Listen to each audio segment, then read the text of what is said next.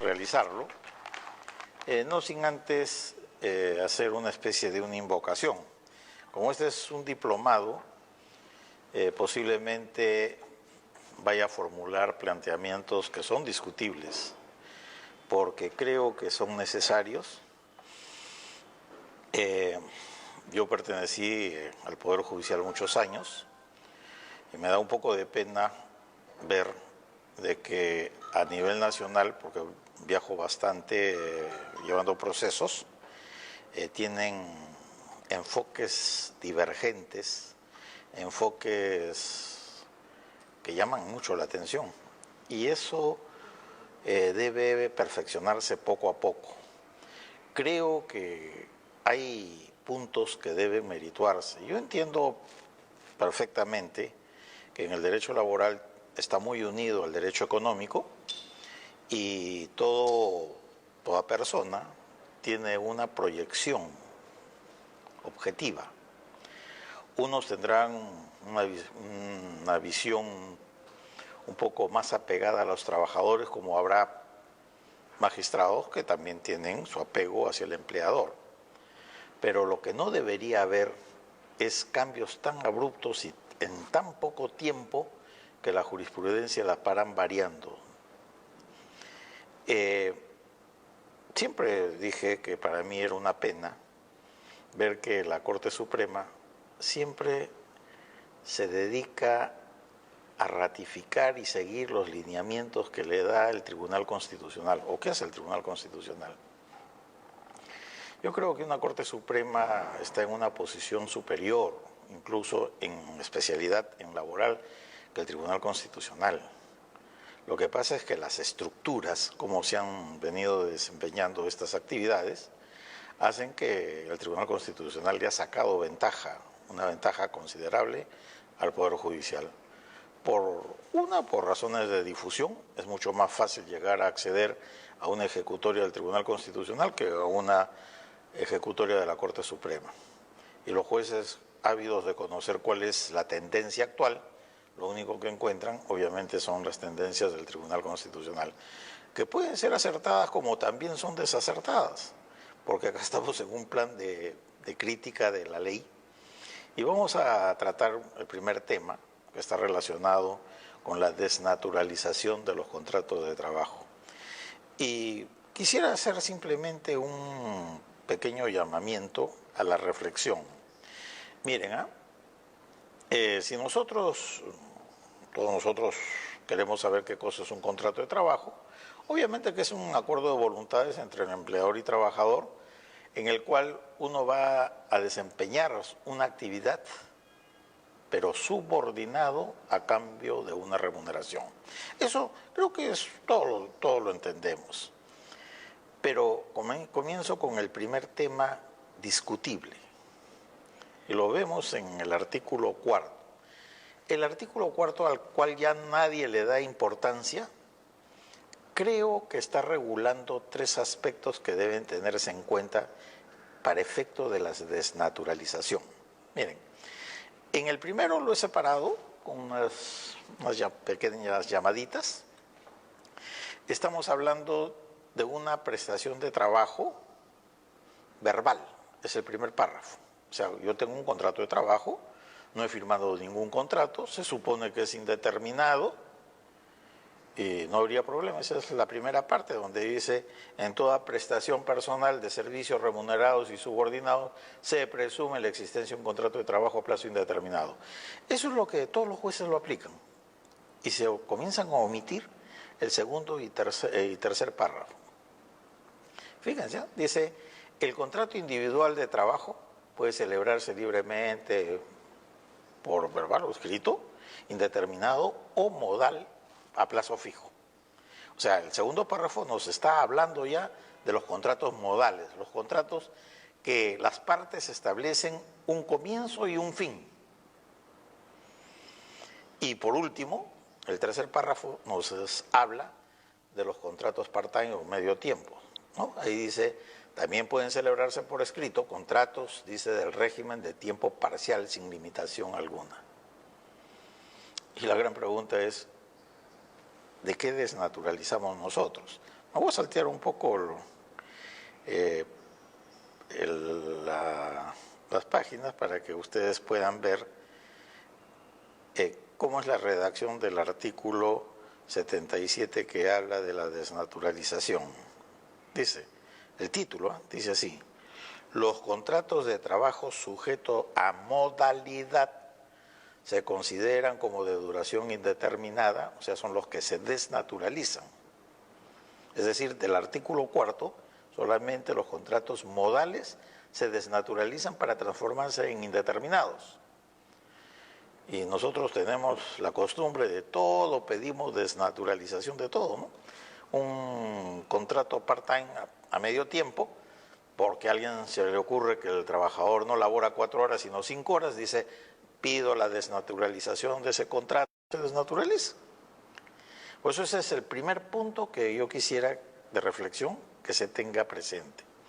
Yo sé que algunas veces esto puede llamar la atención, porque en innumerables casos que nosotros defendemos, sobre todo en las universidades, donde hay de repente un abuso de los contratos a part-time, al final estos profesores universitarios que trabajan 4 horas o menos de 4 horas, cuando tienen 4, 5, 6 años, obviamente que ellos sienten que ya pertenecen a la institución. ¿Y cómo quieren ingresar a la institución? Pidiendo su desnaturalización. Y acá los jueces no miden las consecuencias, lo tramitan.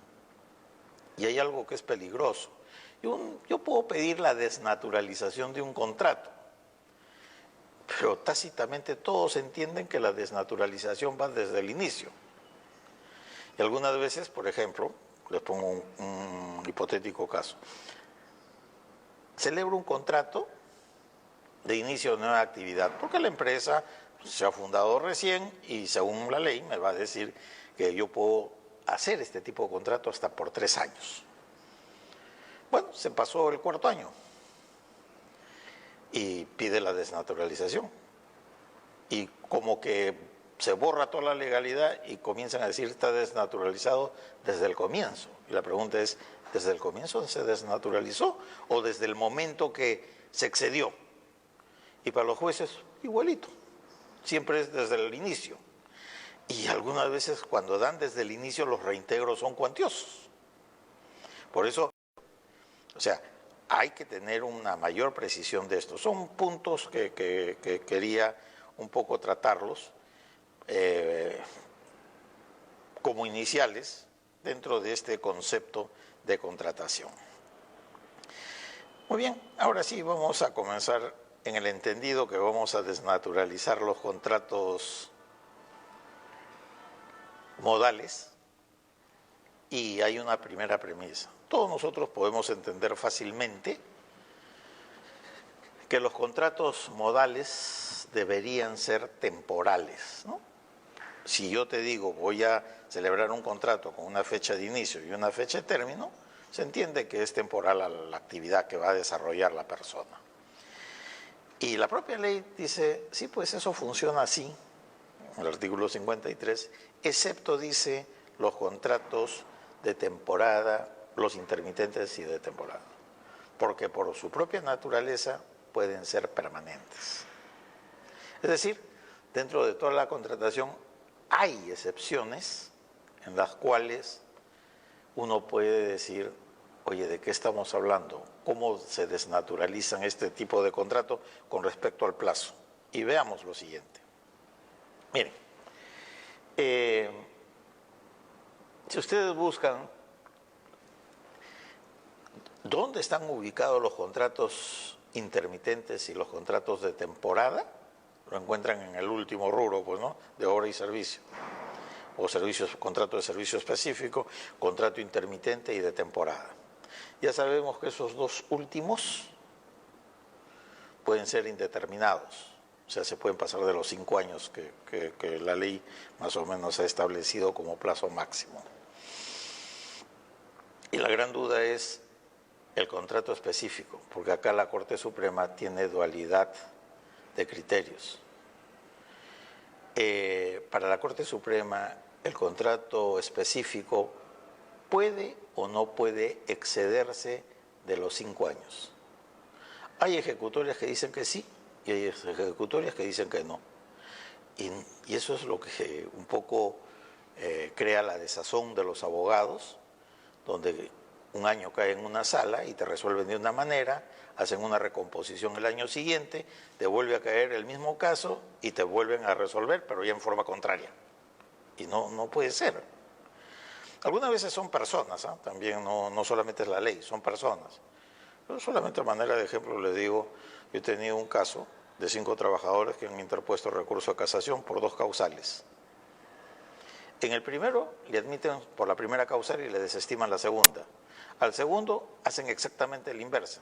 Le admiten por la segunda y le desestiman la primera causal. Y así comienzan uno nunca sabe por dónde sale, y a uno de ellos, uno de estos 5, le declaran improcedente el recurso. ¿Qué tipo de explicación el abogado le puede dar a su patrocinado, donde el otro dice, doctor, mi caso es igual al de ellos, ¿por qué a 4 de ellos le han declarado procedente y vamos a pelearla en la Suprema, y a mí de plano ya me dijeron que perdí el juicio? O sea, esa falta de criterio, esa falta de uniformidad es lo que hace daño a un poder judicial. El poder judicial debe tener resoluciones previsibles. Yo admito que no puedes estancar el derecho laboral, lo puedes cambiar, pero cámbialo pues no tan seguido. Acá te cambian los criterios, de un mes a otro ya cambiaron los criterios, y así nadie está seguro de lo que puede ocurrir en un proceso de naturaleza laboral, y sobre todo en estos casos de desnaturalización. Les decía, y vuelvo a reiterarles, hay un criterio sobre el contrato específico, que está en el último rubro de obra o servicio, y se los explico para que podamos entender esto. Voy a comenzar pues de abajo hacia arriba, que no es lo normal, pero solamente para precisarles la naturaleza de los factores. O sea, qué es lo que se debe analizar, qué es lo que se debe ver y qué es lo que se debe proyectar. Una resolución de la Corte Suprema no es, como algunos dicen, te resuelven un caso determinado, porque publican esa ejecutoria y casos similares quieren ampararse en ese criterio. Entonces, les voy a poner un caso, hace muchos años, en los cuales vino un abogado que era de la SUNAT y estábamos discutiendo si este contrato específico podía desnaturalizarse pasado los 5 años o podría pasar de los 5 años dentro del paquete que estaba el intermitente y de temporada, que por su naturaleza son permanentes y por ende podían ser superiores a los 5 años. Esa era la discusión. Y miren cómo planteaba el de la SUNAT, con todo criterio de razonabilidad, ¿no? Él me decía, doctor, para seleccionar a los trabajadores que laboran en la SUNAT, a los inspectores, etcétera, nosotros hacemos una evaluación, me decía, ¿no? No buscamos chancones, no buscamos que quién sabe más la ley, decía, no, nosotros lo que buscamos son 2 cosas. Primero, el coeficiente intelectual del individuo debe ser normal hacia arriba. Ya, esa era la primera. Y la segunda cosa que buscaban era la estabilidad emocional, que es importantísimo. Muy bien. Entonces decían, cuando se presentan, qué sé yo, abogados, contadores, administradores a la zona, ellos lo que evalúan no era casi conocimiento, sino su punto de vista era el que les acabo de mencionar, ¿no? Coeficiente intelectual y estabilidad emocional. ¿Por qué? Porque esas personas aptas, tú los capacitas y te rinden. Entonces decía, la SUNAT invierte en ellos, ganan en el concurso y los comienzan a capacitar 1 año. Es 1 año que los capacitan a los trabajadores y los trabajadores comienzan a percibir su remuneración y todos sus beneficios, por cierto. Entonces me decía, doctor, de los 5 que aparentemente dice la ley, nosotros ya hemos perdido 1 año en esta capacitación, me quedan 4 años. De los 4 años me decía, pues hay que restarle su mes de vacaciones en cada año. O sea, ya era 11 meses, 11 meses, 11 meses y 11 meses. Y también me decía, y por si acaso tampoco es tan así, ¿no? ¿Por qué? Porque a los trabajadores de la SUNAT los capacitan entre 15, 20 días, 20 a 30 días anualmente para que estén acorde con toda la normatividad del caso. Entonces, me decía, pues, en realidad, nosotros, esos contratos que ustedes podían llamarlo de 5 años, para nosotros se transforma en 3 años y pico. Y me decía, la inversión que hace la SUNAT en dinero, si ustedes resuelven diciendo que se pasó los 5 años y por ende ya no, ya se desnaturalizó el contrato y pasan a ser estables, decía, pues nos van a obligar a simple y llanamente a no contratar a trabajadores. O sea, ya serían estables, tipo trabajadores medio raros, etcétera, ¿no? Entonces, ¿qué hizo la Corte Suprema en aquel entonces, ¿no? Dijo, sí, tiene razón pues el abogado,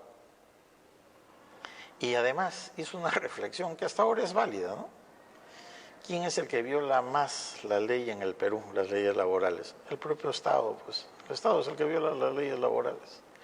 Entonces, decíamos lo siguiente, mira, si el tope 5, ya tenemos que comenzar a aplicar un criterio de razonabilidad. Si ya nos están demostrando que 5 se transformó en el hecho en 3,5, tenemos que ver la forma de darle una equiparidad ampliando. Obviamente que la forma de la equiparidad que se hizo era media especial, que la conversamos, pero bueno, después trascendió. Nosotros decíamos lo siguiente, ¿no? El plazo máximo es 5 años. Démosles el 50% más, pues, 7,5. 7,5 suena medio raro poner un plazo pues, de 7,5. Ya, redondeemos a favor del Estado, que sean 8. Y dijimos, en este tipo de contratos específicos, la duración máxima podría ser 8 años. Pero decíamos lo siguiente, no hay que poner tampoco 8, ¿no? Sino hay que decir razonablemente, etcétera, etcétera, cómo lo íbamos a analizar, ¿no? Cuando se excedía de los 8 años, nosotros entrábamos por el abuso del derecho y decíamos se ha desnaturalizado. Si no se pasaba de los 8 años, decíamos que era un contrato modal que estaba dentro de lo establecido. ¿Por qué? A ver si podemos ver un poco dando los 5 años. Mientras que los otros contratos, llámense contratos de temporada accidental, en su conjunto, mezclando, no deben excederse de los 5 años. Bueno, eso estaba aparentemente ya claro, definida la cosa, pero después cambian, pues.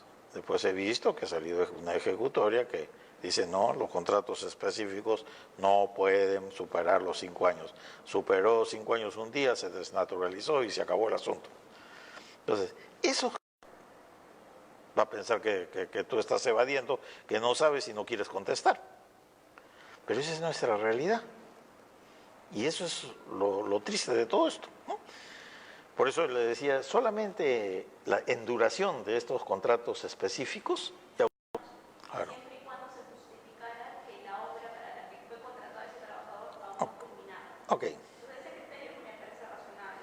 Sí, y voy a ir más porque yo no lo he desarrollado todavía, solamente estaba hablando del plazo, ¿no? Pero cuando hablemos del contrato específico puede ser por obra o servicio. ¿Ya cuántos años llevamos en esa obra? ¿4, 5? No sé. ¿Cuándo terminaremos? No sé, pues terminaremos a los 15 años, 20 años, no lo sé. Y la pregunta es, oye, ¿lo puedo tener al trabajador los 15 años así, contrato de obra, contrato de obra, contrato? Y la doctrina te dice, no, pues no. Cuando la obra es colosal, su contrato debe ser indeterminado, indefinido. Y después cuando termina la obra, cierras pues el negocio, ¿no? Porque ya se acabó la obra, adiós todo el mundo. Pero no lo puedes tener al trabajador haciendo contratos modales cada 3 meses, cada 4 meses, porque ese tipo le va a dar úlceras o va a morir pues de infarto, ¿no? Saber si lo contratan o no lo contratan, ¿no? Por eso, en obras, no he visto nunca que ni la Corte Suprema ni el Tribunal Constitucional abre cuando las obras son muy grandes. Por ejemplo, nosotros hemos tenido caso práctico el tren eléctrico actual. ¿Cuántos años duró? Cerca de 28, 29 años duró esa obra. Mira, fácilmente uno comenzaba y se jubilaba ahí, pues, ¿no? Y no le vas a decir que es un contrato temporal, pues, ¿no? No tiene sentido. Y no lo puedes tener más de 8 años. Pero sí, por ejemplo, ya el ejecutorio que usted hacía alusión, por lo menos comenzaron a hablar de los 8 años, si era razonable o no era razonable. Y efectivamente, las ejecutorias, por eso lo que se transmite a través de la ejecutoria, lo que deben pensar los magistrados es, esto que voy a firmar, lo van a leer y lo van a interpretar. ¿Cómo? Sabe Dios cómo, pero lo van a leer y lo van a interpretar. Felizmente, en el caso que usted ha puesto el ejemplo, ya por lo menos dijeron, bueno, si es razonable o no es razonable los 8 años, porque yo les había mencionado que lo que acordamos nosotros es no poner la fecha, pero un vocal puso 8 años, pues, ¿no? Y de ahí se quedó fijado, salieron 2, se nos escaparon como 3 ejecutorias con 8 años, ¿no? Pero ya eso caló un poco en la gente que ese plazo razonablemente era diferente a los otros, ¿no? Y que en una obra o un servicio efectivamente puede excederse de los 5 años. Eso sí es razonable y debería ser así, pero sin embargo la Corte Suprema te para cambiando los criterios. Por eso es una crítica que lo hago en forma constructiva para que, no sé, se pongan de acuerdo y no discrepen en tan poco tiempo de sus propios criterios. Porque lo peor que pasa es que tú tienes una ejecutoria donde tú le dices a tu cliente, mira, este es igualito, vamos a ganar, y suácate, perdiste el juicio. ¿Qué explicación le das? Comienza, claro, tú no puedes darle una explicación, pero el otro sí comienza, este se me vendió, ¿no? Listo. Y ese es el problema. Bueno, ahora sí vamos a hablar de los contratos ya en orden y su manera de desnaturalizarlo. Sin embargo, les voy a dar ciertos criterios. Primero, criterios generales de la desnaturalización y después hablaremos de criterios específicos. ¿Por qué se desnaturaliza un contrato? Por exceso de plazo. Esa es una regla general. Y 2, por fraude, por engañar, por mentir. Con esos 2 criterios vamos a ir avanzando y después que terminemos ya les hablaré de los criterios específicos y cómo ha ido cambiando o evolucionando un poco estos criterios medio raros, pues, tanto de la Corte Suprema como del Tribunal Constitucional. Por ejemplo, en los contratos de naturaleza temporal, y acá viene el primer punto, que hay una especie de discusión e interpretación media especial. Acá la idea es, ustedes son bastante jóvenes y posiblemente no tengan ni la menor idea de qué cosa es vivir en recesión e inflación, ¿no? En los años 80, 90 nos agarró tipo Venezuela, pues, ¿no? Inflación y recesión. Inflación es la pérdida del poder adquisitivo de la moneda. Hoy tú puedes comprar con 2 soles, compras esta bebida, mañana los 2 soles te sirve para la tapa. Y recesión es el aparato productivo se paraliza porque el empleador dice, ¿para qué produzco si nadie me compra, si nadie tiene plata? Y la economía se estanca. Esa época fuerte, difícil, había que cambiarla. Y nosotros en aquella época teníamos estabilidad laboral absoluta, o sea, no se podía sacar a los trabajadores porque uno quería, no había forma. Entonces, ¿qué hace el Perú? El Perú opta por crear los contratos modales, que básicamente fue una copia de lo que tenía España en la contratación modal. Tiene las mismas causales, etc. Pero ya en su interpretación acá comienza a variarse las cosas.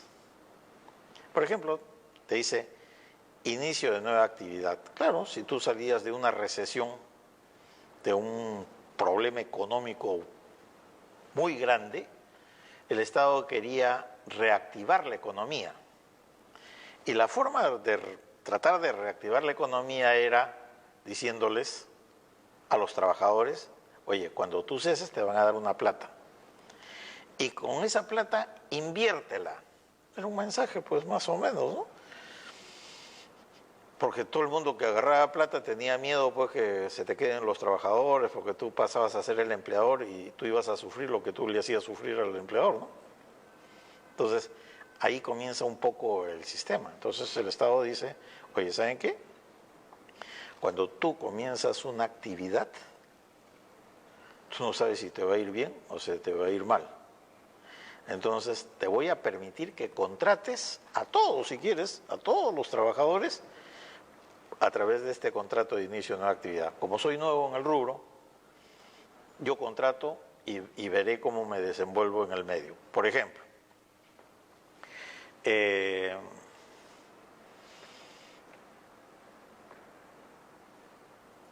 tengo una pizzería en el Cusco, que todo el mundo va al Cusco a comer pizzas allá rico. Porque los hornitos calientan y la gente entra en conversaciones amenas, restaurantes bonitos, etcétera, etcétera. O sea, que ese negocio es casi seguro en el Cusco, sí, casi seguro, vienen turistas. Bueno, pero ¿qué pasa si quiere poner una sucursal, ya no en un clima frío, sino quiere llevar la pizzería, qué sé yo, pues la quiere llevar a Piura? Y le entra una incertidumbre, pues pegará o no pegará mi sucursal, me irá bien o me irá mal. Entonces la ley ahí salía y te decía, no importa, invierte y te doy 3 años, porque si te va mal, simplemente esperas el vencimiento del contrato y le dices al trabajador muchas gracias a Dios y no le pagas ninguna indemnización, ni se te queda ni indemnización. O sea, la protección contra el despido arbitrario no vale en los contratos modales. Ustedes saben que superado el periodo de prueba, el trabajador adquiere protección contra el despido arbitrario, sea la reposición o sea la indemnización. Cuando tú tienes un contrato modal, no funciona ninguna de estas dos, porque simplemente esperas el vencimiento del contrato y listo.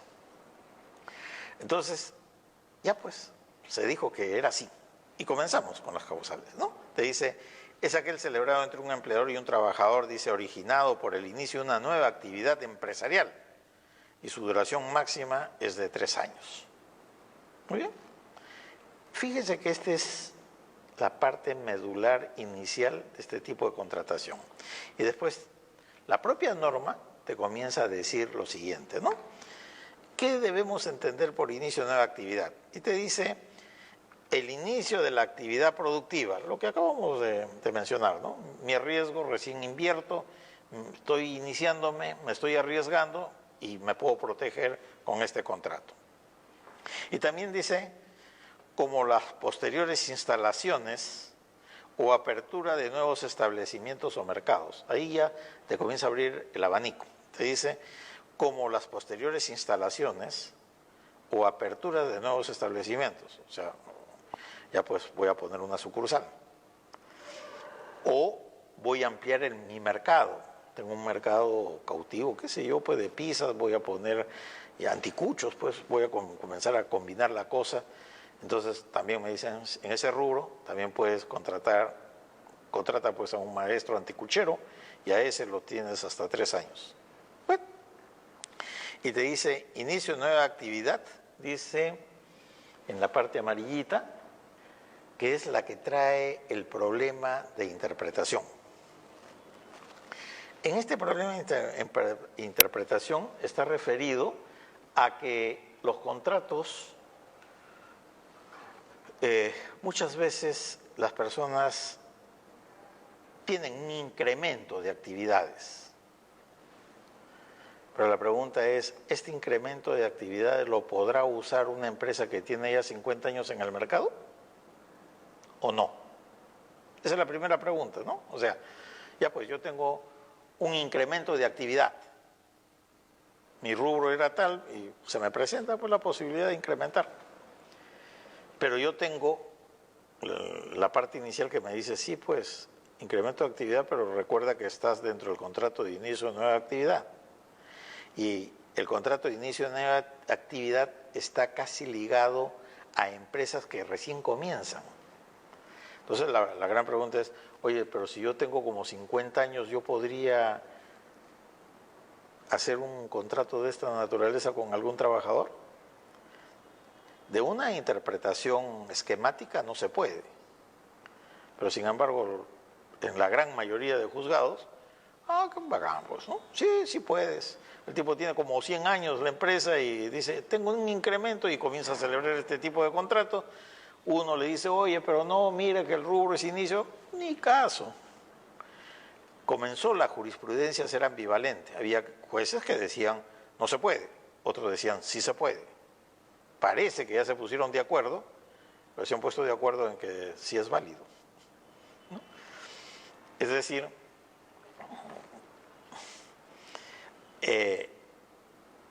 un instituto o una universidad tiene un incremento de una nueva actividad, ¿no?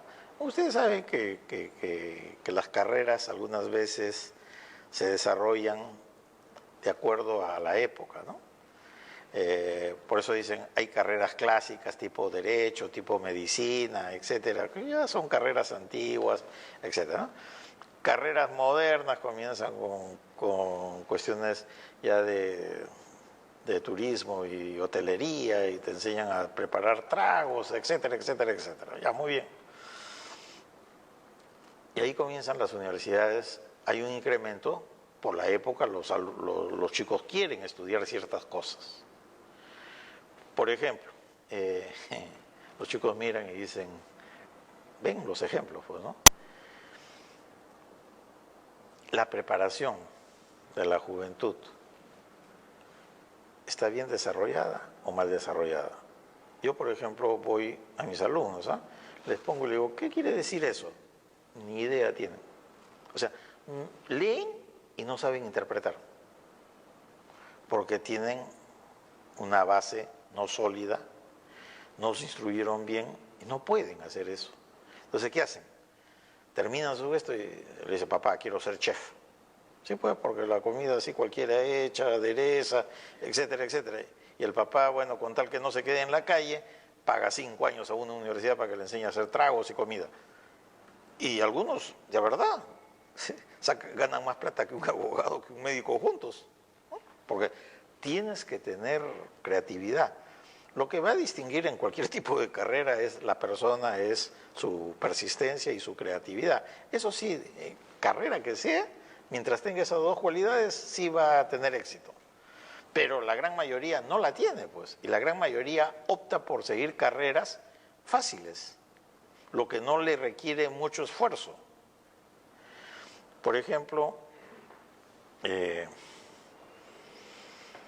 la universidad, pues, algunas veces me dicen, doctor, usted ha jalado, solamente han aprobado 3 de 30. Usted es un mal profesor, pues, ¿no? Porque según las estadísticas, si aprueban 3, le digo, el problema es que le digo, yo aceptaría que soy un mal docente, le digo, si es que yo no les pregunto algo que no les he enseñado. Pero si les he enseñado y no saben, ya es problema de ustedes, no mío. Y el gran problema de ellos es el léxico. Tú le dices, por ejemplo, ¿no? Un emolumento, ni idea tienen qué cosa es el emolumento, ¿no? Algunas veces se ¿qué quiere decir eso? Tradúcemelo. Ya es un poco cuestiones de formación. Entonces, esto es un poco el derecho medio relajado, algunos le dicen derecho chicha, que lo más fácil, pues hay que optar por lo más fácil, ¿no? Yo soy juez, me piden incremento de nueva actividad, ¿qué me interesa que esto esté en inicio de nueva actividad? Se lo concedo y se acabó el asunto. Y después piden la desnaturalización y se van por la desnaturalización. Pero las cosas son así. Ese es un tema de conflicto, por ejemplo. Hasta el día de hoy te dicen cuál es la corriente, pero no te la fundamentan. Cuando tú le dices, oye, está bien, pues el incremento de las actividades, está bien, pero esto está dentro de un parámetro inicial que es inicio de actividad y el primer párrafo te está diseñando el esquema. podrá ser necesidad de mercado, lo que tú me dices, lo puedes ubicar en otro tipo de contrato, pero no pues debería ser en el incremento de nueva actividad.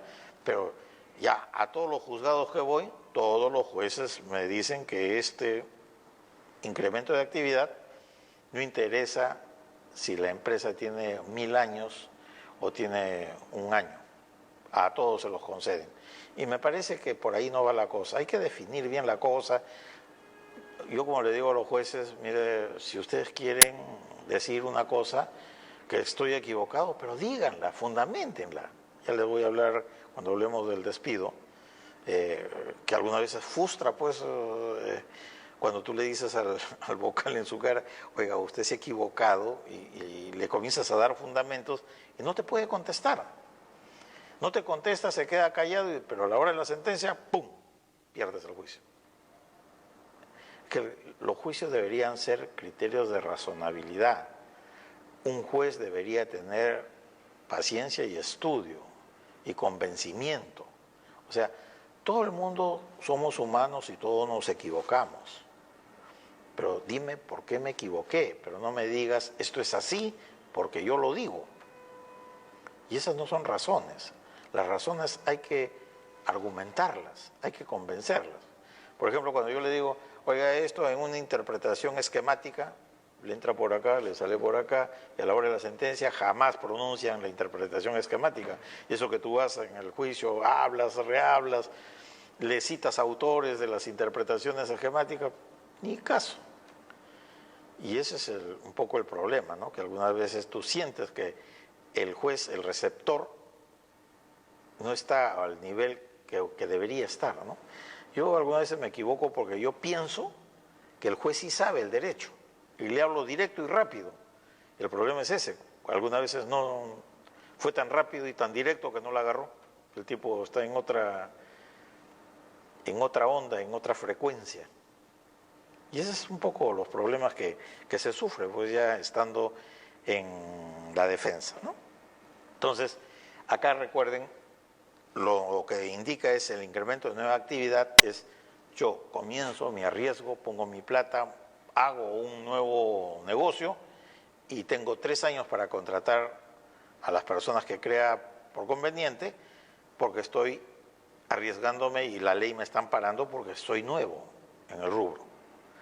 Pero no me digan pues que una empresa que tiene 50 años, 60 años en el mercado, incrementa su actividad y puede usar este sistema. Pero si es discutible, es discutible. Lo admito que es discutible. Pero ¿por qué es discutible también? Acá también. Por ejemplo, algunos jueces dicen, la labor es permanente. Y estos contratos modales se supone que son temporales.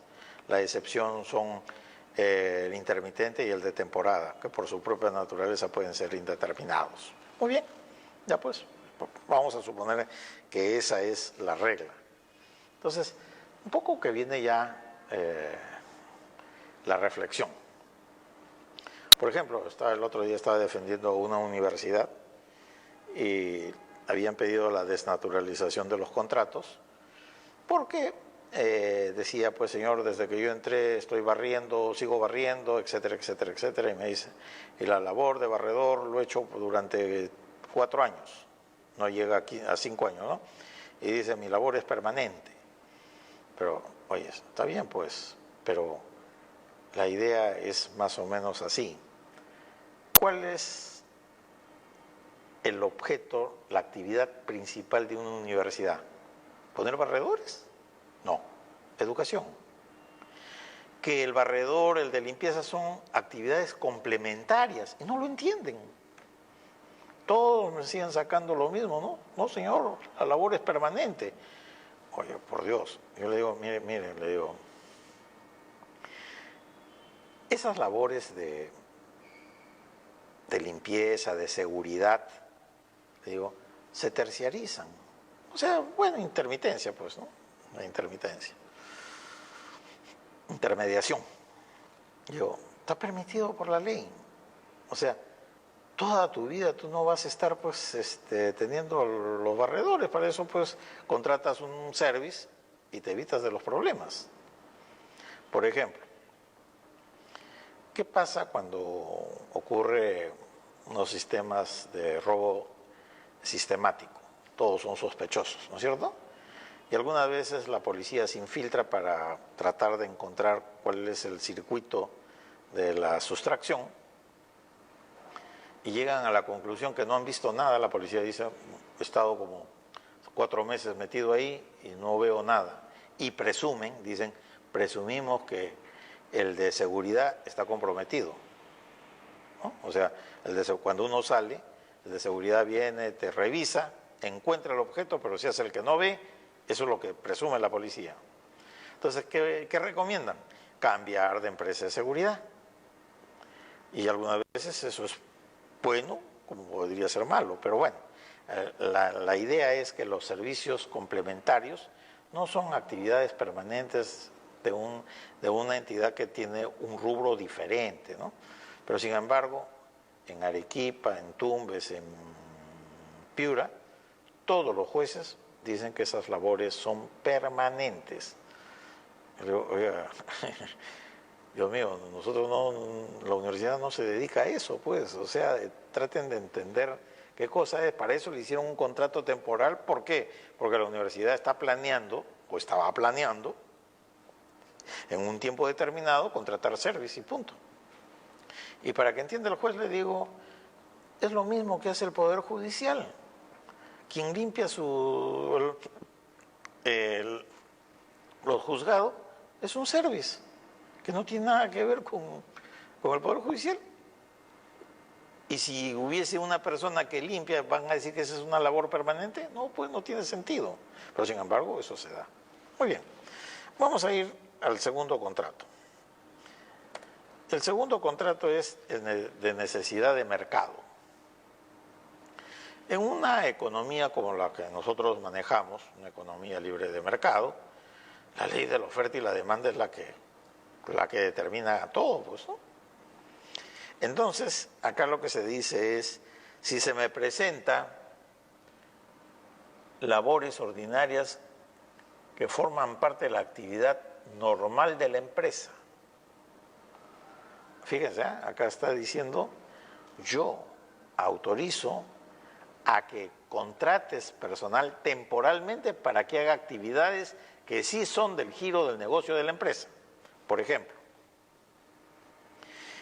imaginémonos que yo vendo mascarillas. O sea, mi giro es hacer mascarillas. Y bueno, por bien o mal, se produce, qué sé yo, pues la fiebre aviar y recomiendan, como algunas veces hemos visto en otros países, en los aeropuertos todos usan mascarilla para evitar el contagio. Ahí se le presentó la Virgen pues a esa empresa. Todo el mundo quiere ir a comprar mascarillas. Ese es el giro principal de la empresa. Pero obviamente que la empresa con su personal que tiene no puede satisfacer ese gran pedido extraordinario que se le ha presentado. Entonces lo facultan a que contrate ello. Contrata y le pone la ley el máximo 5 años. ¿No? Entonces, ¿que puedo realizar una actividad de esta sobre el rubro principal del giro del negocio? Y la respuesta es sí. ¿Que las labores son permanentes? Sí, son permanentes, pero en este caso, dada la transitoriedad de algo excepcional que se presentó, también será excepcional tu contratación, porque el día que pase esa ola, se acabó, pues. Por ejemplo, por cuestiones simplemente de cultura, los peruanos se chequean si tienen SIDA.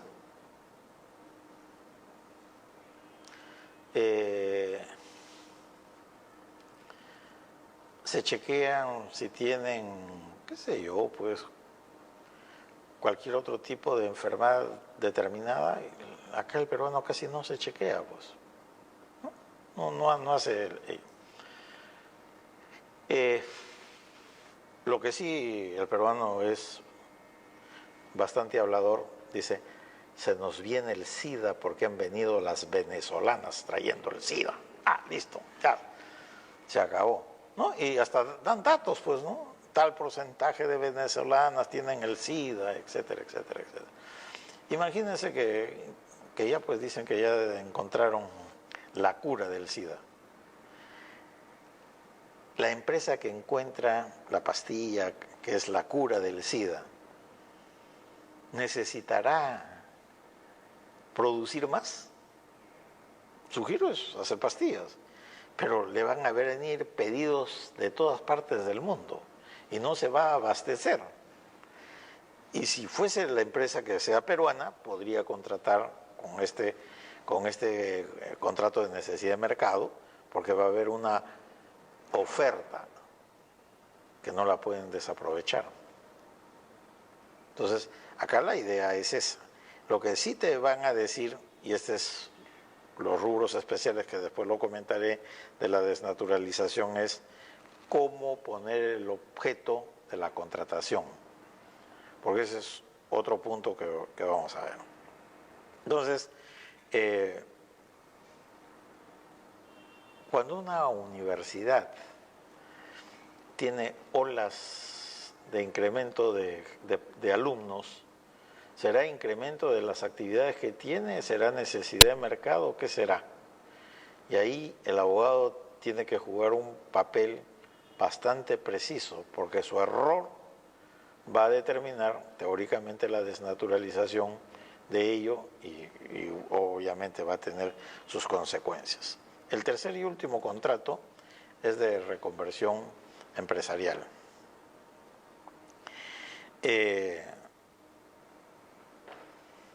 Acá la idea es, la tecnología determina que muchas veces uno tenga que contratar a alguien para que lo ayude a dar ese paso tecnológico. Por ejemplo, yo quiero entrar a la competencia en Gamarra. Y en Gamarra, la maquinaria mayoritaria que utilizan para hacer polos, etcétera, etcétera, es de los años 50, casi 70 años atrás. Hoy te venden máquinas mucho más modernas que te ahorran el algodón, te evitan el polvillo, etcétera, etcétera. Son máquinas totalmente sofisticadas, computarizadas, que tú no lo puedes entregar al que viene y te dice quiero ese tipo de máquina, porque tú vas a decir, me la malogra en una semana. Entonces le pongo una condición. Ok, yo te la vendo, pero sale con un ingeniero, que lo tendrás que contratar por 6 meses o un año para que le enseñe a tu personal a manejar la máquina, porque si no me la vas a arruinar. Entonces, ese tipo de contrataciones se hacen acá, ¿no? Y su duración máxima es de 2 años. Muy bien. Luego vamos a entrar a ver los otros 3 contratos de naturaleza accidental. El primero es el ocasional, como su nombre lo indica, es la ocasión que se le presenta al empleador. Miren lo que dice, dice, para atender necesidades transitorias, distintas a la actividad habitual. O sea, acá tiene que ser algo distinto a lo que hace. Por ejemplo, yo tengo el rubro de cueros en calzado, ¿no? Hago calzado para niños, para hombres, para mujeres, para el tercer tipo, todo hago. Pero un día se me aparece un mexicano y me dice, oiga, he visto que sus acabados son bonitos, que no sé cuánto, pero yo lo que quiero ahora son pantalones de cuero. Y el otro se le presentó la ocasión, pues no, yo no hago eso, no es el giro habitual. Y me dice, y estoy pensando en llevar, qué sé yo, pues 80,000 pantalones de cuero, porque el cuero peruano, etcétera, comienza a lavarlo. Le digo de frente, yo no hago pantalones, o me consigo un pantalonero y a ese tipo lo contrato para salir de esto. Claro, esa fue la ocasión. Lo contrato a uno, me ayuda en la ocasión, hago el negocio y después chao, ¿no? Ese es el sentido de... Muy bien. El otro es el contrato de suplencia, y estos contratos sí son perfectamente entendibles, porque hoy en día todos saben fútbol. Y en fútbol saben que nunca el titular con el suplente pueden estar en la cancha. Mientras está el titular jugando, el suplente está sentado. Cuando sale el titular de la cancha, entre el suplente, pero los dos no están a la misma vez. Esto es pues, ¿no? Yo tengo un trabajador X que por alguna razón se va a ausentar de la empresa, yo puedo contratar a un suplente. Por ejemplo, un caso típico, ¿no? Sale una chica bastante simpática, embarazada, casada, pues, ¿no? Ya, muy bien. Su esposo es medio magnate, tiene plata. La pregunta es, ¿qué tiempo se me va a ir la chica cuando está embarazada? Primero, pre y postnatal. Con la nueva normatividad ya saben ustedes que es más allá de 3 meses, ¿no? Un poquito más allá. Que si sale mellizos sigue sumando, pues, ¿no? Entonces tú dices, oye, pero es una buena secretaria, no la quiero perder. Entonces voy a reemplazarla y voy a traer una suplente. Y la suplente le hace su contrato y cuando la titular venga, la suplente se va. Y así funciona, sí. Digamos que esta buena secretaria uno le paga sus 5.000 soles a la suplente, se le tiene que colocar el mismo nivel remunerativo. Ya, a ver, yo te volteo el ejemplo, ¿ya?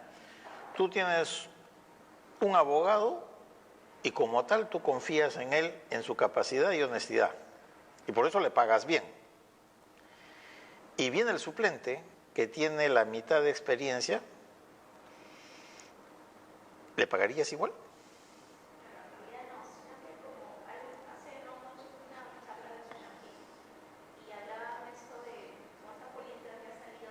Ah, de las, ya. Decía que las empresas deberían tener una política salarial Sí. que establecer barras y niveles y que deberían, o sea, se va a empezar a fiscalizar y sancionar que no exista, o sea, por ejemplo, si dos personas realizan las mismas funciones, el mismo horario de trabajo y percibir remuneraciones distintas, se Claro. considera un marco. Ahí voy a hacerte una precisión que hacía la Corte Suprema, espero que todavía la sigan manteniendo, ¿no?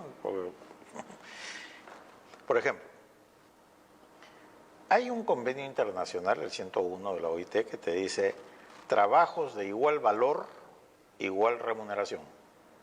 Trabajos de igual valor, igual remuneración. Y la pregunta es, ¿estamos hablando del básico o estamos hablando de la remuneración total? Y la respuesta que tenía la Suprema es el básico. Pero yo no puedo pagarle lo mismo, por ejemplo, si el que se va tiene pues 3 maestrías, qué sé yo, pues 50 doctorados, y el que viene con las justas ha salido de la universidad, ¿por qué le voy a pagar lo mismo? Y la idea es, algunas veces, y ese es el problema un poco del Ministerio de Trabajo, ellos tienen que saber manejar la discriminación. En el caso de discriminación es básicamente lo siguiente, ¿no? Yo debo tratar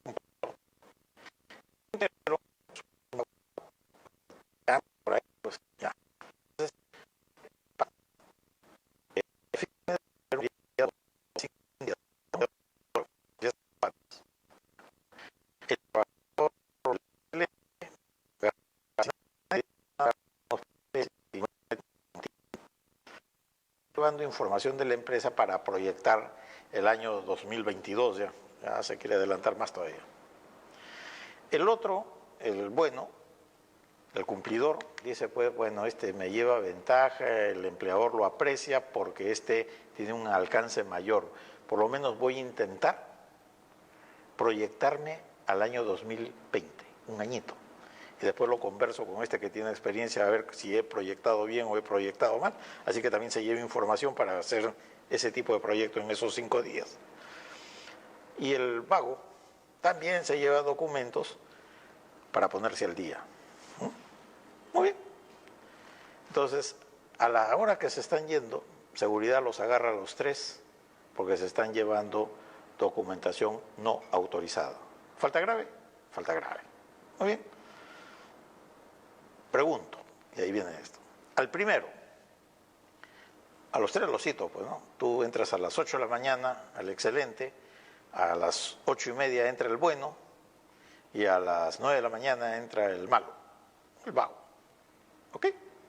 A las 8 de la mañana entra el bueno y le digo, oye, ¿cómo me va a ir el año 2022? Y sírvete de esto. Y entramos en una conversación amena.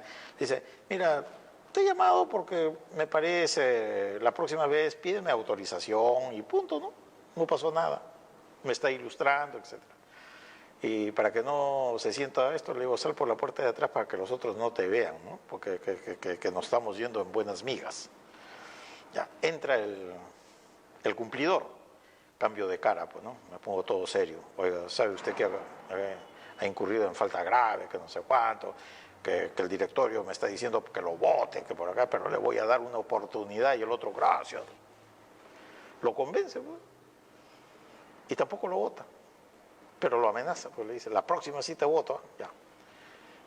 Y al vago, acá está tu carta de preaviso. ¿Ok?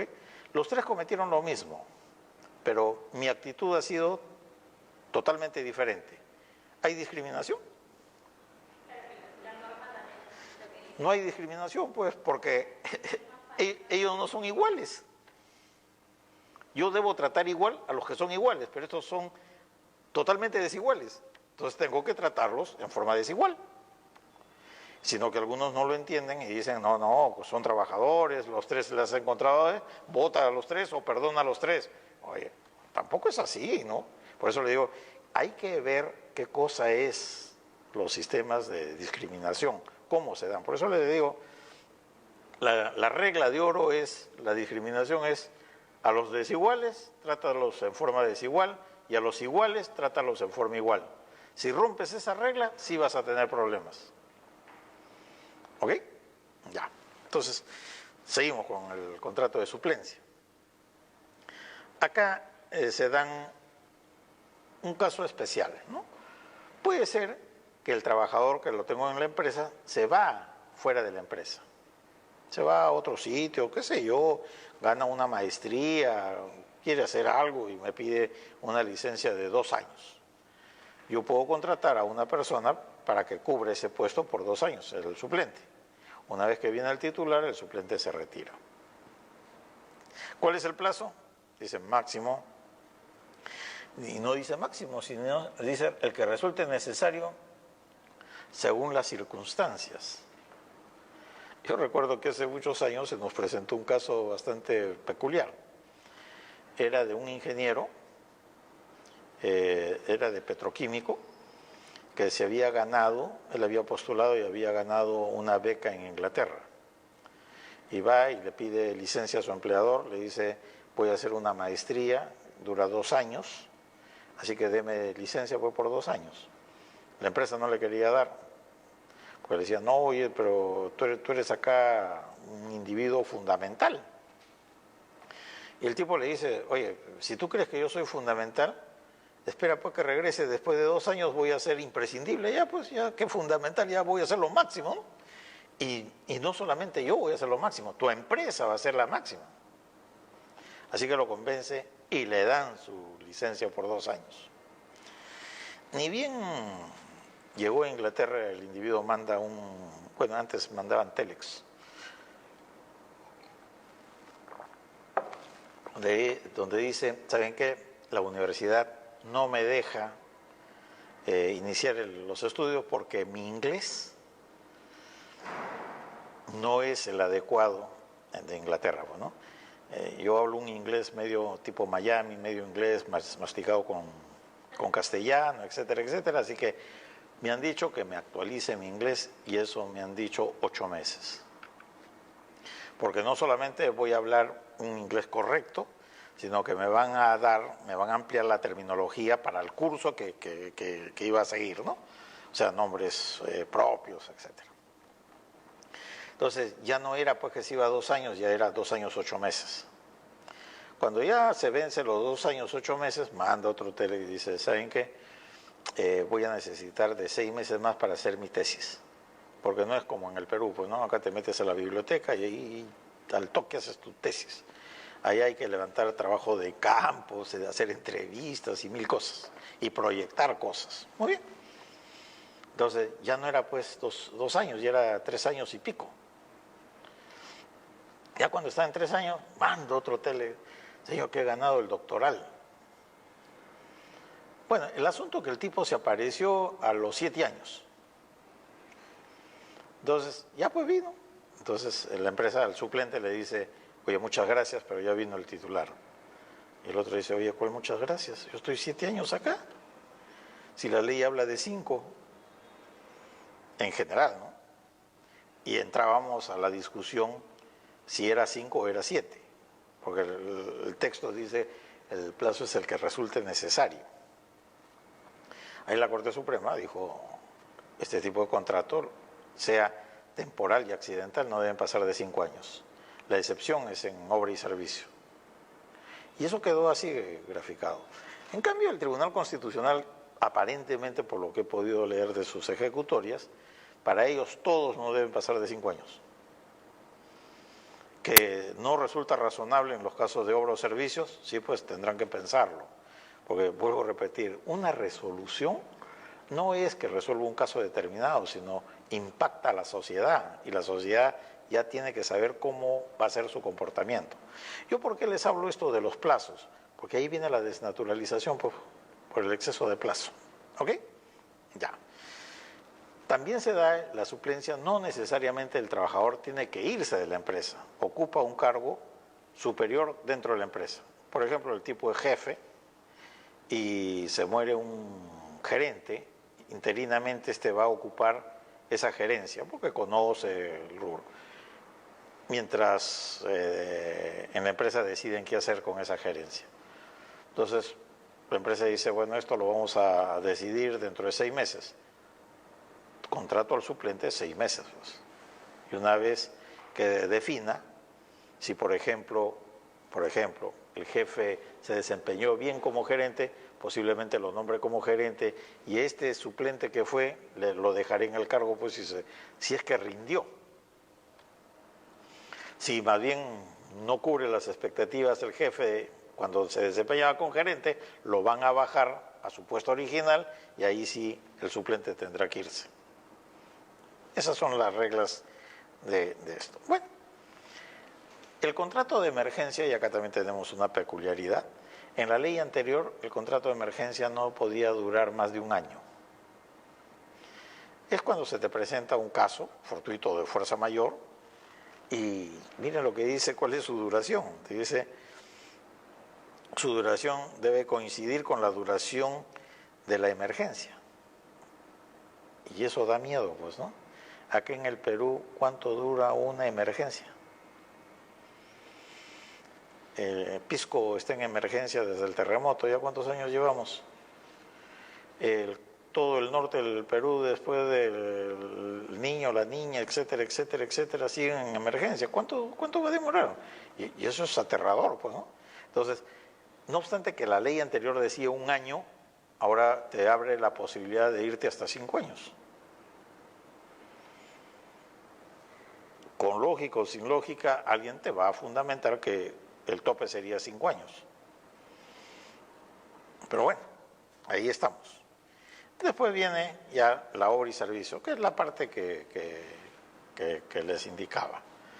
Ya la primera parte de la obra ya se las expliqué, obra de naturaleza colosal, deberían ser contratos indeterminados, indefinidos, y una vez terminada la obra se hace el cierre y se acabó el asunto, ¿no? En los servicios específicos, esto es lo que más utilizan los empleadores para pretender sacarle la vuelta a la ley. Porque tienen cierto sentido hacer lo que les menciono. Por ejemplo, en la universidad donde enseño, en la Ricardo Palma, yo soy profesor ordinario y la pregunta es ¿cuántas remuneraciones al año percibo? Y como cualquier hijo de vecino, recibo 14 remuneraciones, pues, ¿no? Una por mes más las gratificaciones, 14. Pero los contratados, ¿cuántas remuneraciones perciben? Depende de qué tiempo lo contratan. Si la universidad quiere exagerar y solamente lo contrata por el periodo lectivo, tengan la seguridad que ese tipo va a trabajar solamente 8 meses. Y todos sus beneficios sociales irán en proporción a los 8 meses. Y la pregunta es, oye, con esa diferencia, ¿habrá alguna universidad que se anime a hacer concursos? No, no les interesa. Ahí en la Ricardo Palma hay profesores más antiguos que yo contratados. No obstante que en la ley universitaria, antes la anterior, te decía los profesores contratados en la universidad 3 años más una renovación de 3 más, o sea, hasta 6, nadie la cumplía, pues en todas las universidades los profesores que se jubilaban siendo contratados. Y eso es un poco lo que pasa, ¿no? Ahora, los colegios. En los colegios, por ejemplo, antes que salga la legislación que las instituciones educativas podían o se regían por el 728, antes tú decías, ¿cuánto es las vacaciones de un docente? Y te decían, las vacaciones de un docente son 60 días. ¿No? Porque en enero y febrero estaban de vacaciones, pues, ¿no?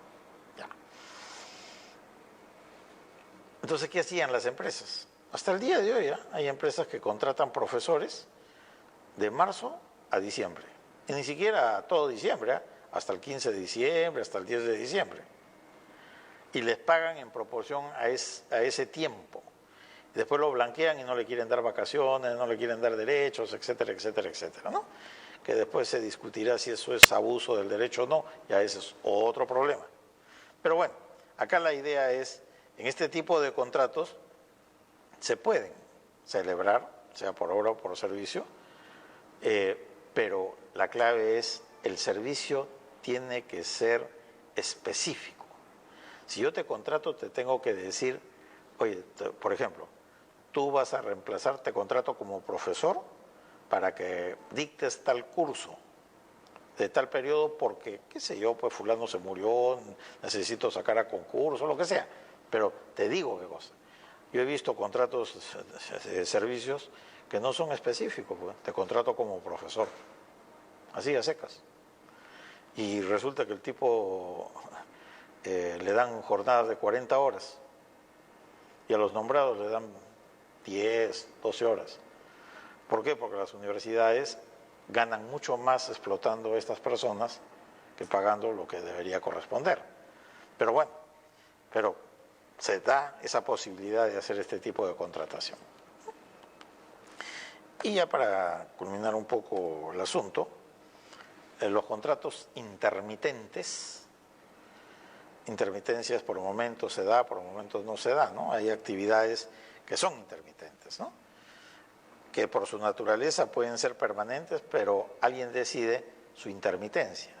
Por ejemplo, ¿yo puedo pescar todo el año?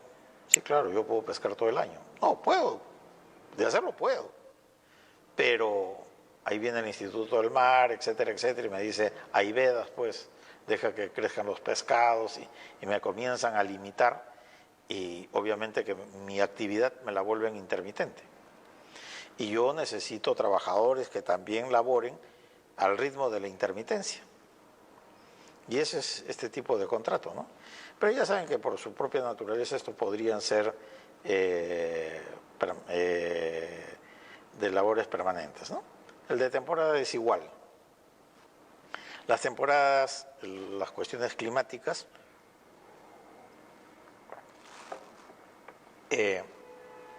siempre definen cosas. Por ejemplo, si yo les digo, solamente pensemos en la playa Asia. ¿En verano estará lleno eso? Hasta que bota gente, pues. Todas las actividades están al 100% funcionando. En invierno, baja, pues, ¿no? Baja, la intensidad baja. Pero igual es en todo el litoral peruano, pues todo lo que es costa, en verano todo funciona, pero en invierno desaparece. Esas son las cuestiones de temporada, ¿no? Son los trabajos golondrinos, etc. Bueno, ahora sí vamos a hablar de la desnaturalización. Miren, ¿ah?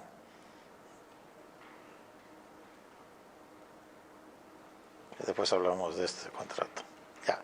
Yo lo primero que les decía como reflexión era, fíjense, nuevamente el artículo 77, el encabezamiento te dice, los contratos de trabajo sujetos a modalidad se consideran como de duración indeterminada cuando se desnaturalizan, y esos son las causales, ¿no? Cuando se desnaturalizan. Y ya yo les decía, son factores tiempo.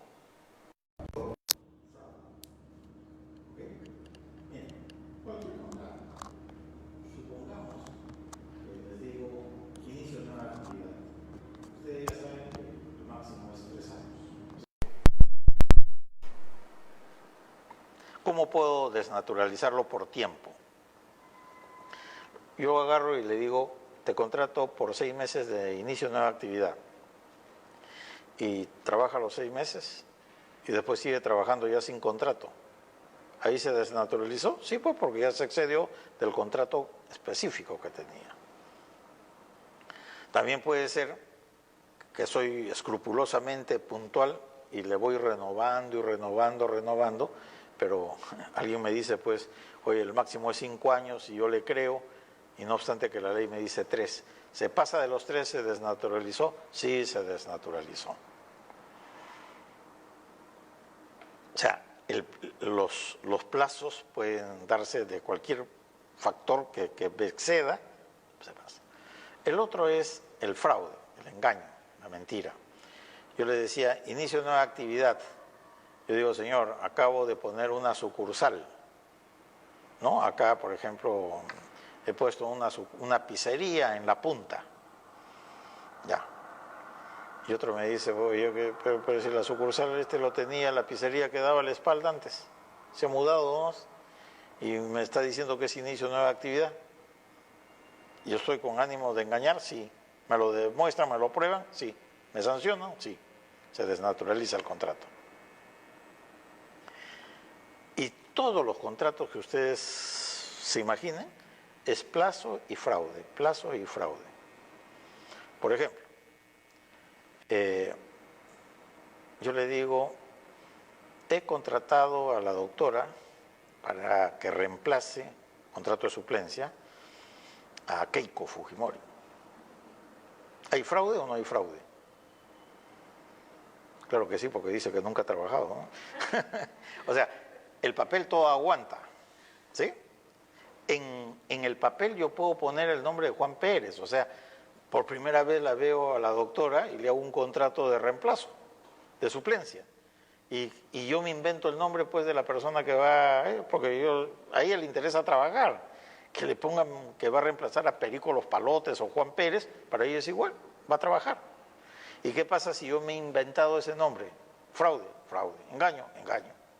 Ya pues, todo eso va por el fraude y el engaño. Ahora bien, hasta acá hemos hablado de la desnaturalización de los contratos, un poco al estilo de lo que dice la normatividad, ¿no? Y dice así, ¿no? En el primer caso dice, si el trabajador continúa laborando después de la fecha de vencimiento, que ya lo hemos dicho, plazo. Cuando se trata de contratos para una hora determinada y no es cierto, fraude. El C es, si el titular del puesto sustituido no se reincorpora vencido, se ponen los dos a trabajar a la misma vez, fraude también, error. cuando el trabajador demuestre la existencia de la simulación o fraude, que es lo que estamos hablando. Y por último, ya te dice, oye, cuando tú hagas contratos modales, puedes seguir renovando, cambiándolos de modalidad de contratación y máximo 5 años. Pero si en ese interín, en algún momento, pasa más de un año, arranca de nuevo el individuo, ¿no? Ya. Ahora vamos a hablar de los contratos un poco, cómo ha ido la jurisprudencia andando. Yo le decía, por ejemplo, en el contrato de inicio de nueva actividad, en el contrato de inicio de nueva actividad hay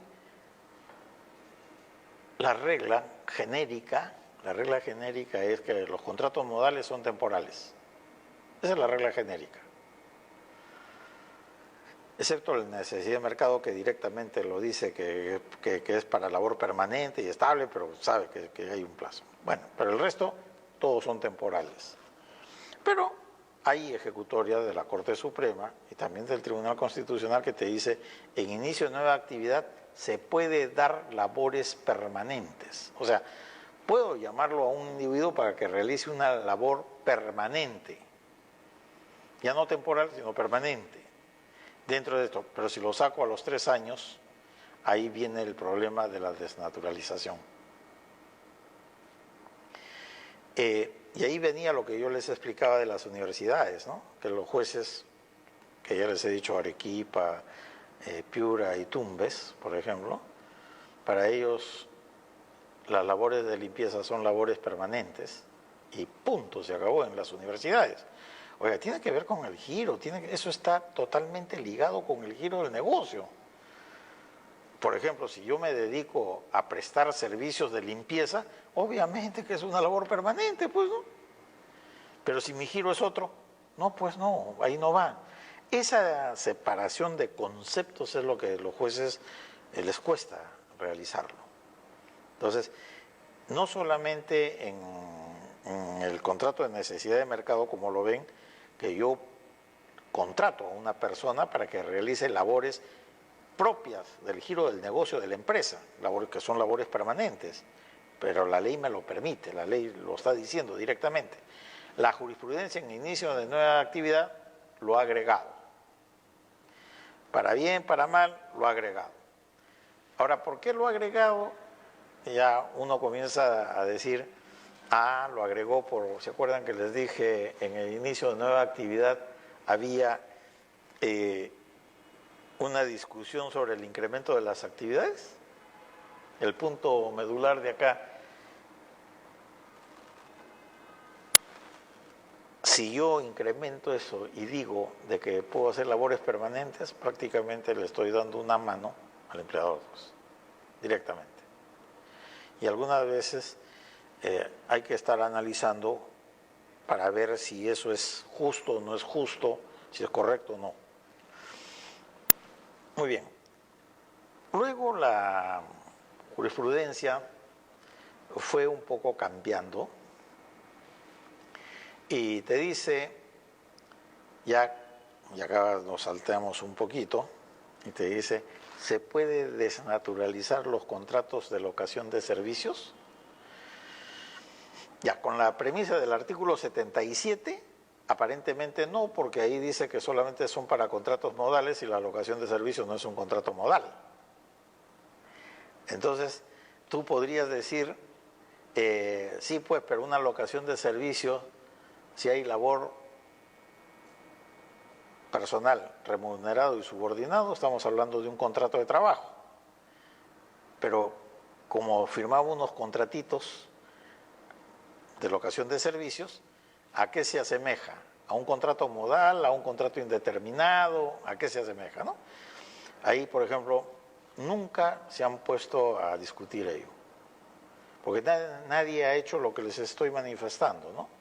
Por ejemplo, hay una infinidad de juicios de los part-time que quieren pasarse a desnaturalización para ser trabajadores estables. La pregunta ¿es desnaturalización verdaderamente? ¿O tú lo que tienes que pedir es la nulidad de ese contrato part-time porque es fraude y no trabajabas 4, sino trabajabas otras X horas. Pero ahí tendrías que acreditar los elementos del contrato de trabajo más el fraude, pues, ¿no? Pero sí se podría, pero diciéndole, señor, me hicieron firmar esto y eso no es cierto. Mi contrato real y verdadero era esto. Pero eso no es desnaturalización. Por eso le digo, hay cosas que nosotros lo hemos empaquetado y aceptamos. El propio Tribunal Constitucional habla de desnaturalización de contratos de locación de servicios. También lo habla la Corte Suprema. Pero nadie les ha dicho, oye, pero el 77 dice que lo único que se desnaturaliza son los contratos modales. Tendrán que pedir otra cosa. O sea, la pretensión se equivocaron en los juicios, ¿ah? Es como, por ejemplo, ¿qué pasaría? Yo soy jefe del departamento legal. Ya pues, me retiran la confianza y me quedo en el aire y yo pido mi reposición como jefe. La pregunta es, oye, ¿hay reposición a trabajadores de confianza? Y la respuesta es no. ¿Me equivoqué de pretensión? Sí, pues me equivoqué. ¿Y cómo debería terminar el juicio? Infundado. Porque se equivocó, pues. Creo que depende de si el cargo de confianza fue un cargo de promoción. Ah, no, claro. No, al margen de eso, pues. Porque, ¿por qué? Porque en tu pretensión tú podrías decir, ya no sería reposición al cargo de jefe, sino reposición al cargo anterior, al cargo de confianza. Ahí sí el juez tendrá que pronunciarse, pero si yo en mi pretensión te digo así directamente, yo lo que quiero es ser repuesto como jefe, me equivoqué pues de plano. Si yo te digo, igual, ¿no? En estos tipos de contrataciones, te digo, oye, se ha desnaturalizado un contrato de locación de servicio. Te diría, oye, los contratos de servicio, los que se desnaturalizan son los contratos modales. La contratación es de naturaleza civil, que tú, en el mejor de los casos, en base al principio de la primacía de la realidad, tú quieres darnos a entender que estamos frente a un contrato de trabajo. Pero si es un contrato de trabajo común y silvestre, ¿puedes pedir su desnaturalización? Si es indeterminado. ¿Sí o no? Ahí viene, pues. Por eso, ese tipo de reflexiones es el que yo les digo que hay que plantear y hay que discutir. Cuando se lo echo a un juez en un contrato part-time, yo le digo, señor, está pidiendo desnaturalización de un contrato de part-time. Y el part-time no es un contrato modal. La pretensión está mal planteada, debió pedir otra cosa. Esa es responsabilidad del abogado. Al juez le entra por acá y le sale por acá. Pues. Porque ya en su cerebro piensan que todo se puede desnaturalizar, pues se desnaturalizan los contratos parciales, se desnaturalizan los contratos de trabajo indeterminados. La pregunta es, oye, ¿qué vas a desnaturalizar? Si con la desnaturalización lo que estás buscando es que sea un contrato indeterminado. ¿Cómo vas a pedir eso? Pero bueno, pues esa falta de técnica que los jueces no te la dan. Bueno, y así ha ido evolucionando un poco los sistemas. Ahora les voy a hablar un poquito del CAS, porque también la pregunta es, ¿existe desnaturalización de los contratos CAS? Bajo el rubro que les digo, no, pues, pero cuando plantean los abogados, los jueces se lo tramitan y lo resuelven. Para bien, para mal, pero lo resuelven. Bueno, les cuento un poco la historia del CAS para entenderlo un poco, qué fue lo que pasó.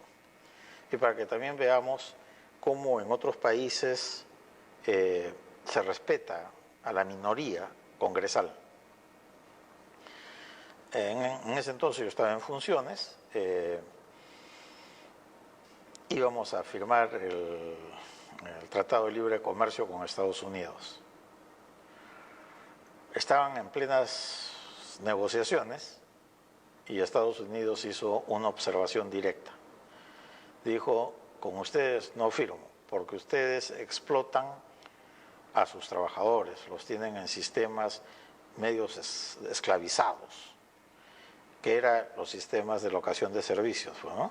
O sea, en la actividad pública era costumbre, en la actividad pública hacer una locación de servicios, no le reconocías ningún tipo de beneficio, le pagabas una miseria, etcétera, etcétera, etcétera.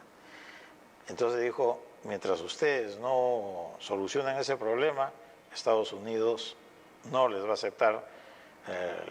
Y el segundo punto que nos hablaron fue los juicios de reposición. Que los juicios de reposición acá duraban una eternidad, ¿no? Que era cierto, demoraban un montón. Y dijeron, tienen que encontrar una fórmula que cubra por lo menos los derechos mínimos de los trabajadores. Por eso es que ahí comienzan un poco a crear el despido fraudulento, etcétera, etcétera, por doctrina, ¿no? Entonces, para poder firmar con el TLC, la Corte Suprema nos llamó el presidente de aquel entonces y nos dijo, todos los juicios de reposición deberán ser resueltos de acá a 2 meses. Nos dieron un plazo de 2 meses. ¿Qué orden ni orden de llegada del expediente? Nada, bastaba con que era un juicio de reposición, pasaba a primer orden para ser resuelto, para cumplir con la formalidad. Y ahí se crea el CAS. El CAS lo crean con el único propósito de darles beneficios a los trabajadores que tenían locación de servicios. O sea, no es que el CAS fue algo de esto, ¿no? Fue una presión y se dijo que el CAS iba a ser temporal, de naturaleza temporal. Y la pregunta es, ¿en realidad el CAS es temporal? ¿O ya se nos está quedando como algo permanente? Por acá está el CAS. Ahí está. Está la ley, etc. Y la idea es, si comienzas a reconocer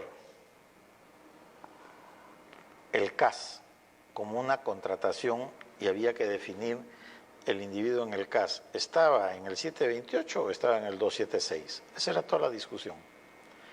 Y el Estado no tenía plata. Y quien le dio la mano fue el Tribunal Constitucional. Obviamente que el Tribunal Constitucional, recuerden, no necesariamente tiene que ser un híbrido por ahí, y van a tener algunos derechos. Y dijeron, por si acaso, esto es así, y venía con la resolución del Tribunal Constitucional con amenaza con los jueces, ¿no? Y cualquier juez que se pronuncie en contra será pasible de ser procesado, etcétera, etcétera, etcétera, ¿no? Entonces, bueno, la idea es, oye, ¿qué pasó? Como acá en Perú son valientes. Así, de plano, todos acataron. Ahí hay raras excepciones que hacían discordia, yo era uno de ellos, pero ya pues la mayoría aceptó la posición del Tribunal Constitucional, ¿no? Que era un tercer régimen dentro del aspecto laboral y que por último había que verlo. Y después comenzaron, porque no había más que la ley, comenzaron a los trabajadores a solicitar su desnaturalización. Y comenzaron a ganar los trabajadores, hasta que nuevamente el Tribunal Constitucional saca la ejecutoria Huatuco y adiós, se supone, desnaturalización, porque prácticamente lo que dijo en Huatuco fue, oye, se puede desnaturalizar siempre que sea la plaza presupuestada y vacante, punto, y que entre por concurso, ya, con eso ya pues era un 276, pues. Entonces, la idea era, ¿qué hacer? Y nadie en el Poder Judicial sacaba una resolución en contra. Aceptaban lo que decía el Tribunal Constitucional. Hubo una primera ejecutoria en Moyobamba, que bueno, la ponente fue una que fue mi secretaria de confianza cuando yo estaba en la Suprema, que por lo menos pues tuvo la valentía de decir, oye, el CAS no va. Y comenzó a cuestionar un poco la resolución del Tribunal Constitucional, pero en forma media tibia. Pero siquiera la comenzó a cuestionar. Después ya han ido incrementándose un poco los pensamientos, porque una cosa es comenzar y otra cosa es comenzar a pensar y comenzar a desarrollar la idea. Y bueno, se ha ido avanzando estos sistemas de desnaturalización del CAS. Y hay una ejecutoria que habla de 6 hipótesis en las cuales se podría desnaturalizar el contrato CAS, que más que desnaturalización son infracciones a la legislación, ¿no? Por ejemplo, la primera que contempla es, ¿qué pasa si tú pides la nulidad del despido? Nulidad del despido pues es 728, porque no hay nulidad de despido en el otro lado. Con la ley Servir un poco que han ido por ahí, pero directamente te dice, si hay un proceso de nulidad de despido, puede apartarse del precedente de Huatuco o Huatuco. Después te dicen, los trabajadores al servicio del Estado que estén en el 276. O sea, si son 276, pues ¿qué excepción es esa, no? Simplemente estás reconociendo que era otro régimen. Después te dice, los obreros municipales. Oye, los obreros municipales siempre fueron actividad privada y era obvio que ellos sí pueden desnaturalizar. O sea, su régimen era 728. Después te dicen los trabajadores del servicio del Estado de la ley de Servir.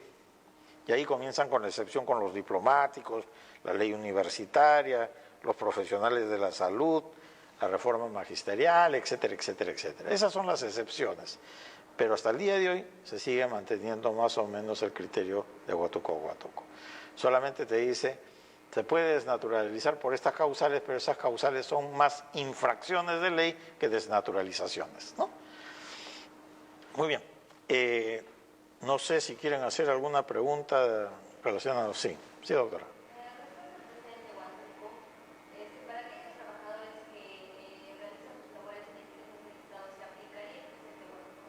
Ya. Sí, el presidente Huatuco, la idea que se ha venido desarrollando y hasta ahora se mantiene es, si tú estás hablando de una empresa del Estado, el presidente Huatuco se aplica. Y al aplicarse el presidente Huatuco, te quedaste en el aire porque tú no entraste ni por concurso, ni plaza vacante, ni presupuestada. Por ejemplo, miren, hasta el día de hoy, las restricciones, limitaciones para sacar plazas no existen. Hace creo que ya como 20 años que no hay. Solamente por excepción sale uno que otro por ahí para los profesores, porque tampoco nadie quiere irse a refundir en el Perú profundo y para crearles incentivo a ellos es que hacen ese tipo de excepción. Lo que te dicen es, por ejemplo, que luego ya las ejecutorias, tanto de la Corte Suprema, ahí sí, bueno, algo hizo la Corte Suprema, dijo, oye, si esta persona tenía un contrato indeterminado y después le hiciste firmar un CAS, se desnaturalizó ese CAS. Está bien, pues es lógico, ¿no? Después alguien, claro, un contrato indeterminado, yo tuve locación de servicio, desnaturalizo la locación de servicio y después pido el otro. Y el tribunal entra y te dice, no, porque la locación de servicio es vía civil, o sea, presumen que ya es vía civil y chau, se acabó tu reclamación. Por eso a eso voy, ¿no? Que el derecho debe ser previsible, la regla debe ser pareja para todos. No puedes estar sacando pues reglas para uno y para otros, haciendo excepciones a uno, haciendo excepciones a otro. Ya cuando creo que vemos, no sé si está acá,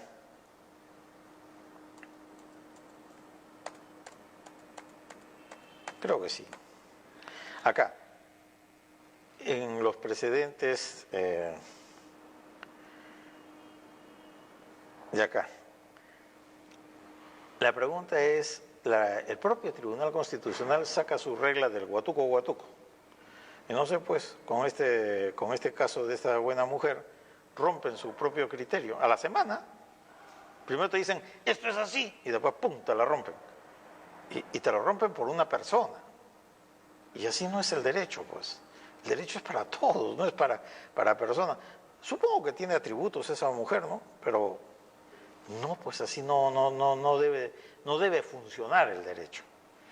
El derecho está pensado para otro esquema. Todos tenemos expectativas de encontrar un poco la justicia que uno entiende como la divina, pues, ¿no? Más allá del razonamiento, del entendimiento. Dentro de todos los jueces, creo que los jueces laborales tienen las herramientas para hacer ese tipo de justicia un poco divina, ¿no? Es decir, tienen elementos como para poder llegar, por el principio de la primacía de la realidad, por encima de las formas y encontrar algo que sea verdaderamente justo. El problema es que por política no lo hacen. Y ese es el problema. Cuando de una u otra forma se alinean o llega gente que no estaba preparada para llegar y simplemente sigue la corriente, pues, ¿no? Para donde van, para ahí van. Y así tampoco se puede, ¿no? Como también me parece de mal gusto, cada vez que hay un presidente de la Corte Suprema tiene su facultad de reconstituir las salas, pero que por lo menos mande pues gente especializada en la sala que le corresponde, ¿no? Ahí parece como sistemas de sanción, ¿no? Tú votaste en contra mía, ahora te mando a la sala constitucional y social para que veas juicios laborales, el tipo es penalista, Dios desaparece del mundo, el tipo no sabe ni dónde está parado, ni entiende lo que se discute. Y cuando comienza a aprender es al año, cuando ya se va a ir. Y así no es, pues. Ahora, cada magistrado, y esto es el porqué, el Tribunal Constitucional le saca ventaja a la Corte Suprema. En la Corte Suprema te dicen, oye, Villacorta, tú eres el vocal, ahora tú escoges 2 o 3 secretarios de tu confianza. Ya pues son de mi confianza. En el Tribunal Constitucional lo que hacen es un pool que permanecen en el tiempo y elaboran, planchan, chancan, etcétera, pero todos es más o menos parejo, pues. En cambio, en la Corte Suprema aparece uno que se ilumina un día, los convence y cambian de criterio. Y ese es todo un problema. Acá el derecho debería ser previsible. Tú a un abogado le haces una consulta y el abogado debería decirte, mire, esto es contingente, la vamos a perder porque este criterio es así y asá. Las reposiciones de los trabajadores de confianza, por Dios. ¿No? Te dicen, trabajador de confianza no tiene derecho a la reposición, pero sí a la indemnización, le daban. Después dijeron, tampoco indemnización. Oye, ¿y basado en qué? Y viene la pregunta, ¿no? Pues en algunos juicios yo simplemente les digo, respóndame desde el punto de vista constitucional por qué no le pagan su indemnización. Y se lo dices al juez, se lo dices a la sala, ninguno te contesta y pierdes el juicio. Así no es, pues. Que digan, pues, si vale, no vale, pero que te den una respuesta. Hay muchas veces, yo voy y le digo, señor magistrado, lo único que pido es que usted me conteste. Este es el punto que estoy cuestionando.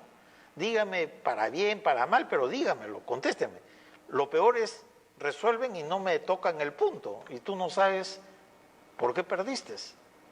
Porque vas con tu patrocinado y tu patrocinado escucha, y la impresión que lleva el patrocinado me dice que eran sordos, no escuchaban, no entendían. O sea, la impresión que se llevan de un magistrado es terrible. Pero bueno, son situaciones que se dan. Creo que acá podemos cortar para seguir con el segundo tema, ¿sí? ¿Todavía? Ya, pero ¿a qué hora corta el asunto? Ya, ok. Entonces vamos a descansar 5 minutitos y entramos al segundo tema.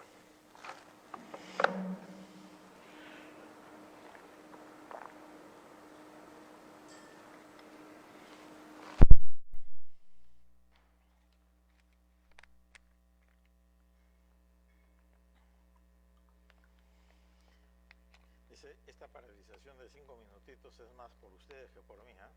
Porque dice que la mente humana capta 45 minutos, después entra en un relax. Pero bueno, tienen la grabación, lo pueden revisar, tienen los videos, así que es fácil. Y es interesante que siempre pregunten, ¿no? Porque uno puede explicar lo que cree que es claro, pero a base de las preguntas